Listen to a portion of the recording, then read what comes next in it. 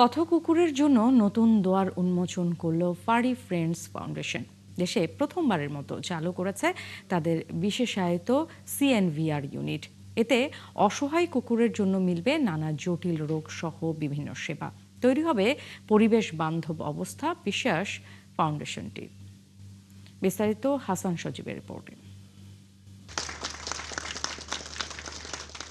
সাভারে খুলে গেল অসংখ্য অসহায় পথকুকুরের জন্য চিকিৎসা, সুরক্ষা আর নতুন জীবনের মানবিক দরজা।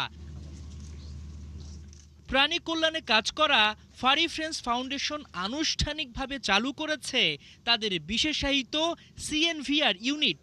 মানুষজন যখন কুকুর বিড়ালদের দেখে তখন তাদেরকে খুব দূর দূর করে, সেটার জন্য মনে করে যে তাদেরকে মেরে ফেলি, তাদেরকে না রাখতে দেই। বাট এটা যে পরিবেশের জন্য কত বড় ক্ষতি, সেই সব কিছু চিন্তা করি আমি মনে করলাম যে আমার একটা সিএনভিআর করা উচিত এবং টিভিডি সেন্টার করা উচিত। মানুষকে পাশাপাশি কুকুর বিড়ালের পাশাপাশি আনা উচিত এবং তাদেরকেও বুঝতে দেওয়া উচিত যে এরাও আমাদের জীবনের সাথে জড়িত।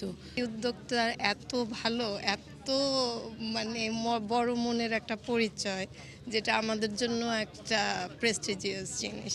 মানবিক এমন উদ্যোগে রাস্তার কুকুরদের ধরা, বন্ধ্যাকরণ, টিকা প্রদান এবং সুস্থ করে আবার নিজ এলাকায় ছেড়ে দেয়া, পুরো কার্যক্রমই চলবে সম্পূর্ণ বিনামূল্যে।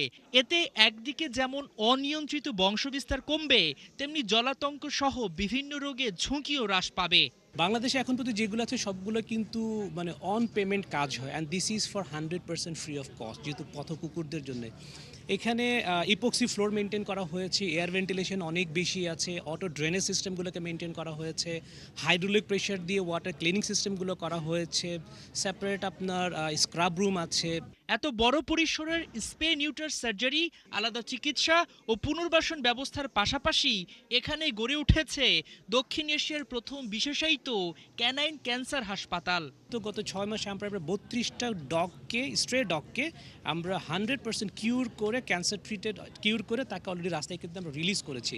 এটা সবচেয়ে বড় একটা গর্বের বিষয়। সো আজকের দিনটা আমাদের জন্য আসলে খুবই আনন্দের, আমরা আসলে ভেরি হ্যাপি। তো আমরা যখন সিএনভিআরটা করলাম, এখন আমাদের মাসে প্রায় 700টার মতো আমরা করতে পারবো, অপারেশন, স্পে নিউটার, ভ্যাকসিন করতে পারবো।